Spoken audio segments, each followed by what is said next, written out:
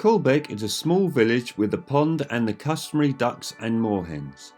On the riverbank just below the church where John Beale and the Beauty of Buttermere lie buried, there are also a number of craft shops to wander around, such as Priest's Mill and the Wool Clip, plus also the Waterwheel Cafe.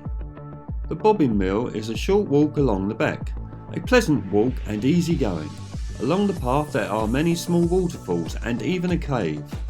The mill was last used in the 1920s.